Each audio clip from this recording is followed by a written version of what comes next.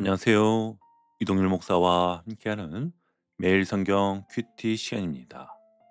오늘 우리가 함께 나눌 본문은 요한복음 11장 47절에서부터 57절 말씀입니다. 여러분, 우리는 이미 앞에서 놀라운 사건을 보았습니다. 예수님께서 죽은 지 나흘 된 나사로를 무덤에서 불러내신 사건입니다. 예수님은 이렇게 말씀하셨습니다. 나사로야, 나오라. 이 한마디에 수위에 묶인 채 무덤에 있던 사람이 걸어 나왔지요. 여러분, 이것은 단순한 기적이 아닙니다. 요한복음 전체에서 볼 때 이 사건은 가장 강력한 표적이라고 할 수 있습니다. 지금까지 예수님은 병든 사람을 고치셨고, 맹인의 눈을 뜨게 하셨고, 오병이어로 수많은 사람을 먹이셨습니다. 그런데 이번에는 무엇입니까? 죽음을 이기신 사건이기 때문입니다. 이 사건은 분명한 메시지를 가지고 있습니다. 나는 부활이요 생명이니 나를 믿는 자는 죽어도 살겠고. 아멘. 예수님이 어떤 분인지 가장 분명하게 보여주는 사건이었지요. 그런데 여러분, 놀랍게도 이번에도 똑같은 일이 일어납니다. 이 놀라운 기적을 보고 사람들의 반응이 변함없이 둘로 갈라지더라는 겁니다. 어떤 사람들은 예수님을 믿었습니다. 그러나 어떤 사람들은요, 그 소식을 듣고 바리새인들에게 달려갔지요. 그리고 그 순간부터 예수님의 십자가 사건이 본격적으로 움직이기 시작합니다. 요한복음은 이 장면을 통해 아주 중요한 사실을 보여주는데요. 그것은 예수님의 가장 큰 기적이 예수님의 죽음을 결정하는 계기가 되었다는 것입니다. 생명을 살리신 사건이 죽음을 향한 음모를 촉발한 것이지요. 여러분, 이것이 요한복음의 깊은 아이러니입니다. 사람들은 이 사건으로 인해 어떻게든 예수님을 제거하려고 합니다. 그러나 하나님은 그 사건을 통해 세상을 구원하려고 하십니다. 그래서 오늘 매일 성경 본문의 제목이 악인의 계략, 계시가 되다인 것이겠지요. 사람들은 음모를 꾸몄습니다. 그러나 하나님은 그 일을 통해 구원의 계획을 드러내셨습니다. 자, 이제 오늘 본문을 천천히 함께 살펴보겠습니다. 여러분, 나사로가 살아난 사건은 많은 사람들이 직접 보았습니다. 죽은 사람이 살아났으니 이 사건은 누구도 부정할 수 없는 사건이었지요. 그래서 많은 유대인들이 예수님을 믿게 되었습니다. 그런데 같은 장면을 보고도 전혀 다른 반응을 보이는 사람들이 있었습니다. 어떤 사람들은 예루살렘으로 올라가 바리새인들에게 이 사실을 알립니다. 여러분, 왜 이런 일이 일어났을까요? 이것은 단순한 정보 전달이 아니었어요. 그들의 마음속에는 예수님에 대한 거부감과 경계심이 있었기 때문이었습니다. 요한복음을 보면 이 사람들은 예수님을 향한 반응을 계속 계산하고 있었습니다. 이 사람이 너무 영향력이 커지는 건 아닐까? 사람들이 이 사람을 메시아로 믿으면 어떻게 하지? 여러분, 이것은 단순한 종교 논쟁이 아닙니다. 이 당시 이스라엘은 로마 제국의 지배 아래에 있었잖아요. 그래서 지도자들은 항상 두려워했습니다. 혹시 누가 메시아 운동을 일으키면 로마가 군대를 보내서 우리 민족을 더 강하게 억압하지 않을까? 이 두려움 때문에 종교 지도자들은 점점 더 예수님을 위험한 존재로 보기 시작했던 것이지요.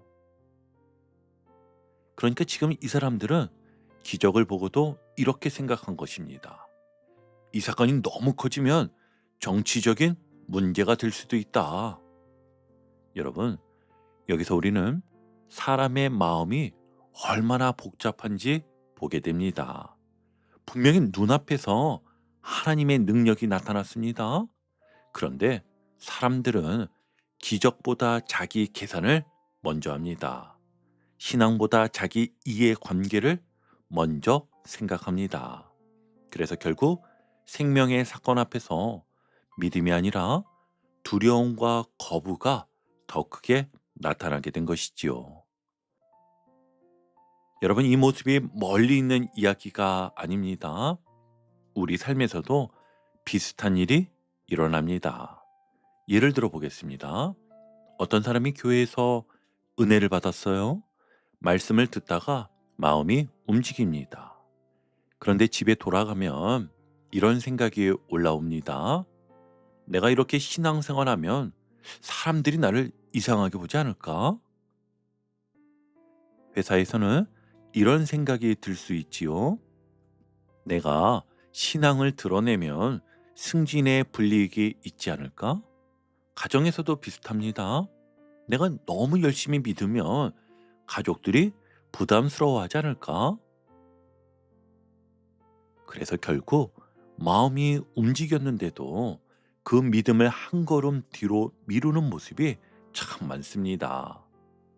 여러분, 이것이 바로 오늘 본문이 보여주는 모습이었던 거예요.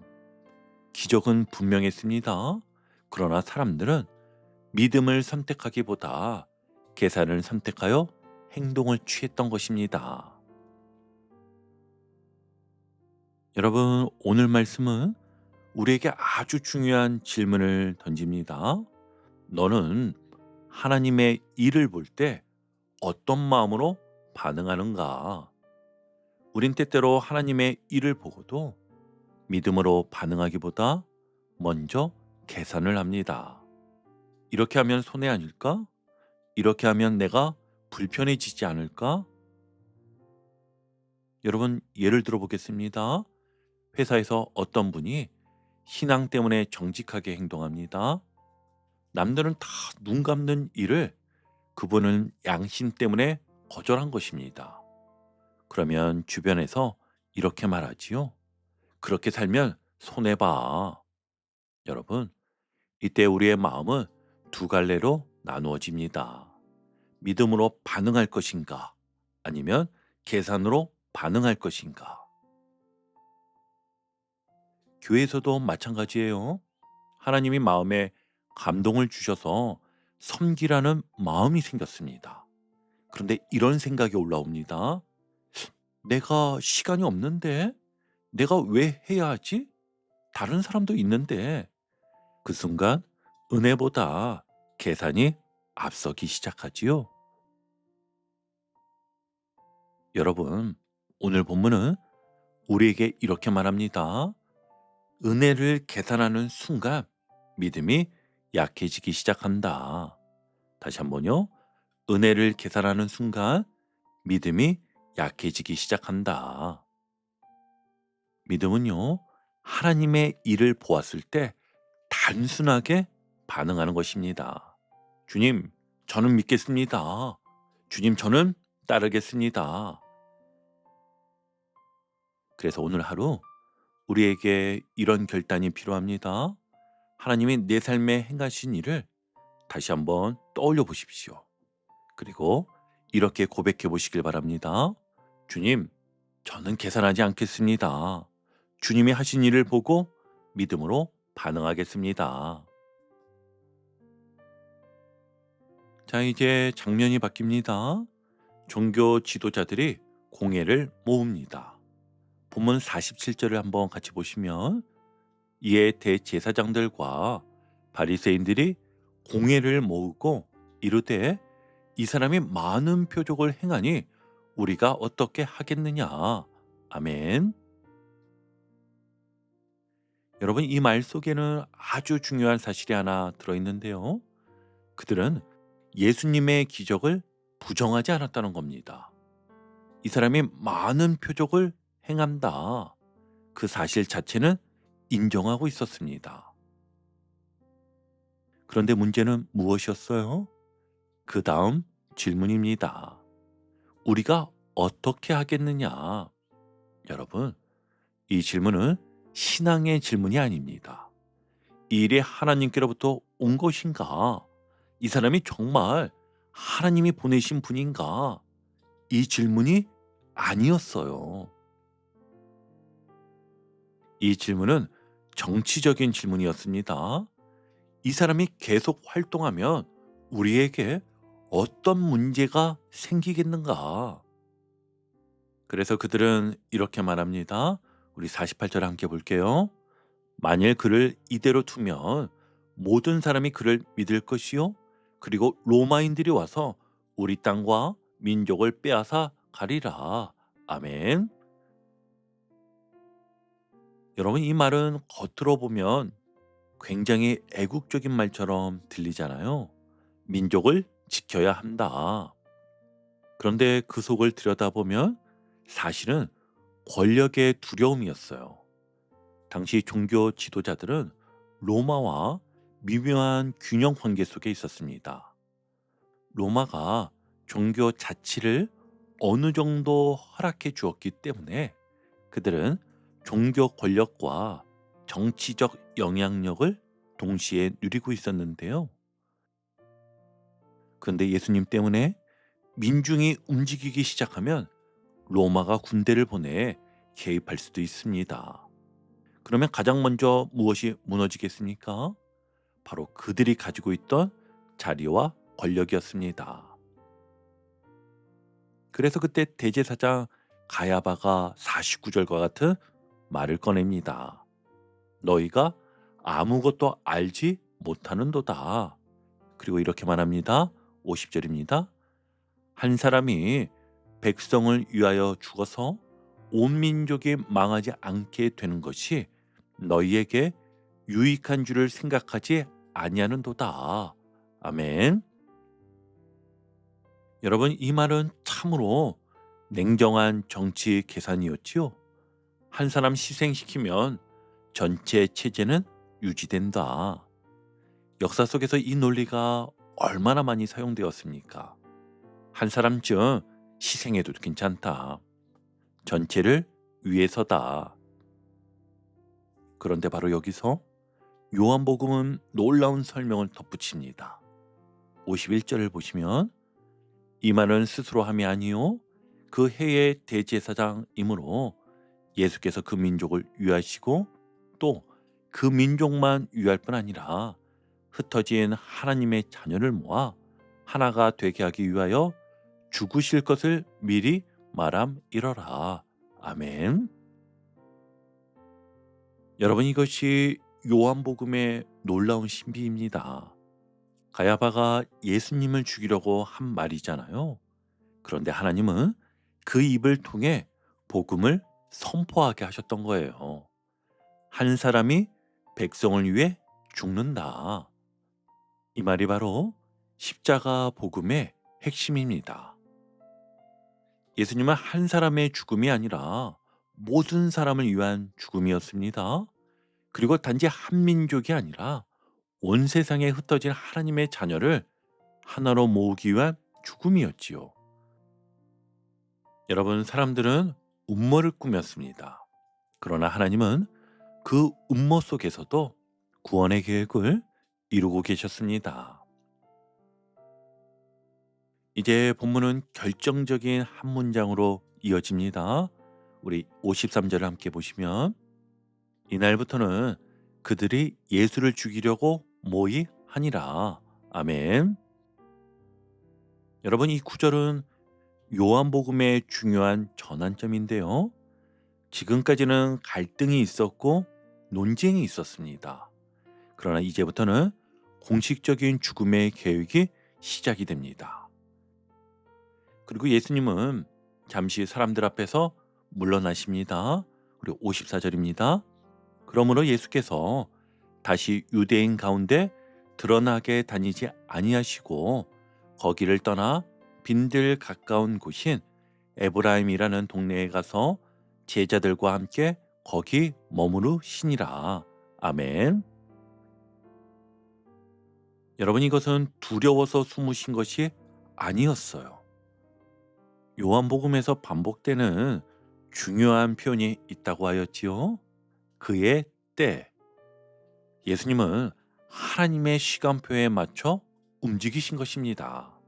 그리고 이제 그 시간이 점점 가까워지고 있습니다. 성경은 55절과 같이 말합니다. 유대인의 유월절이 가까움에. 여러분, 이 말은 단순한 절기의 안내가 아니었어요. 굉장히 중요한 신학적 연결입니다. 왜냐하면 유월절은 어린 양의 피로 구원받은 사건을 기억하는 절기이기 때문입니다. 출애굽 때 어린 양이 죽었습니다. 그 피로 이스라엘이 살았잖아요. 그런데 이제 진짜 어린 양이 등장을 합니다. 예수님께서 세상의 죄를 지고 가는 어린 양으로 십자가를 향해 가고 계십니다.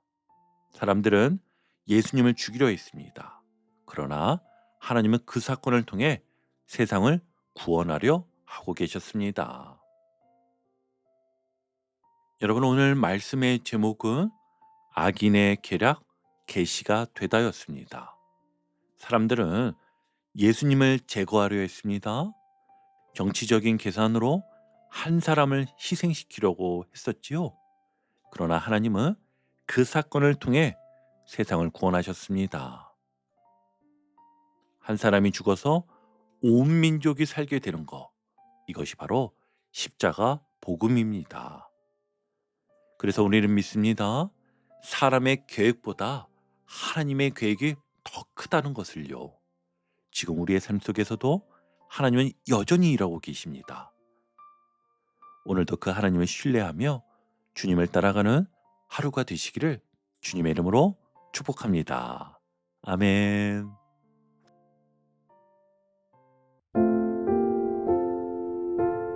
오늘도 복음의 기쁨과 확신으로 승리하는 하루 되시길 축복합니다. 함께 해주셔서 감사합니다. 내일 큐티 시간에 다시 뵙겠습니다.